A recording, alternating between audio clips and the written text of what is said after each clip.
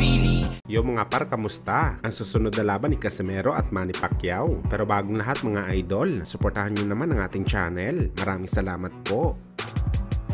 So matapos nga po inulan ng batikos ang head trainer at kapatid ng angas ng Pinas General Casimero na si Kuya Lods dahil sa mahinang coaching nito sa kanyang kapatid na hindi masyadong nagpakita ng magandang performance sa laban nito sa Japanese boxer na si Oguni, kung saan karamihan sa mga mensahe kay Jason mga idol dapat na daw talaga tanggalin ito bilang coach at palitan na daw siya para mag-improve naman daw si Cuadro Alas. Bagamat buwelta naman ni Kuya Lods mga idol talagang maraming inggit lang daw sa kanya bilang head trainer ni Cuadro Alas dahil tingnan nyo naman daw kung gaano kalaking pera ang porsyento dito sa bawat laban ni Janrel at sino ba daw ang hindi magkaka-interes sa kanyang posisyon. Dagdag pa ni Jason mga idol sa kunting pagkakamali lang daw nila sa laban kay Oguni, kung saan may valid reason naman daw sila bakit nagkagano ng laban dahil nga nagkalagnat daw si Cuadro Alas at kung saan mga idol dito nga nadula si Jason. Aniya, abangan na lang daw natin ang susunod na laban nila sa February na gaganapin dito sa Pilipinas dahil dito daw sila babawi kay Oguni. So dahil nga dito mga idol, kumpirmado na po ang susunod na laban ni Casimero ay ang rematch talaga kay Yukinori Oguni. Pero sa pagkakataon na to mga idol,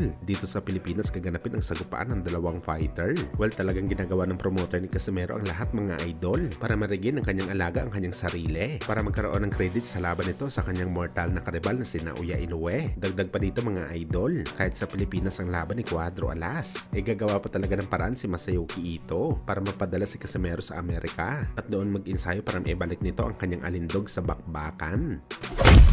Samantala mainit nga po na pinag-uusapan sa social media ang naging latest training ng ating pambansang kamao Manny Pacquiao sa kanyang gym sa Jensan, kung saan nagpapakita na naman po ng malahalimaw na galawan si Pacman sa edad na 44 years old. At ayon pa nga sa ibang membro ng Team Pacquiao, warm up daw ito para sa Pinoy Legend. Preparasyon niya sa kanyang susunod na laban. Basta daw kasi mga idol magsama-sama ang Team Pacquiao sa training, lalo na kapag andyan ang BFF ni Boss Manny na si Coach Buboy. Siguradong may upcoming big fight si Pacman. Sa ngayon mga idol, hindi pa malinaw kung sino ang makakalaban ni Boss Manny, pero matunog na posible nito makasagupa ang rematch daw kay Mayweather sa December, kaya abangan na lang natin yan mga idol.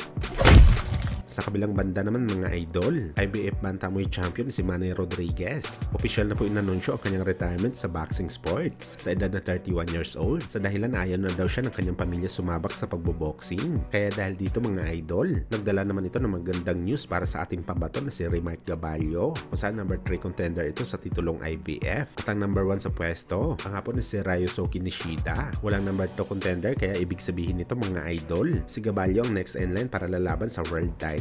Bali Hapon at Pinoy ulit ang maglalaban sa isang ginto sa bantamweight. Sa mga hindi nakakaalam mga idol, mauna po pagagawa ni Jerwin Angkahas at Takuma Inoue ang WBA title sa November 15 sa Japan. Kaya kapag swertihin dito mga idol na manalo ang ating mga pambato sa laban, posibleng maging 3 na po ang world champion ng Pilipinas.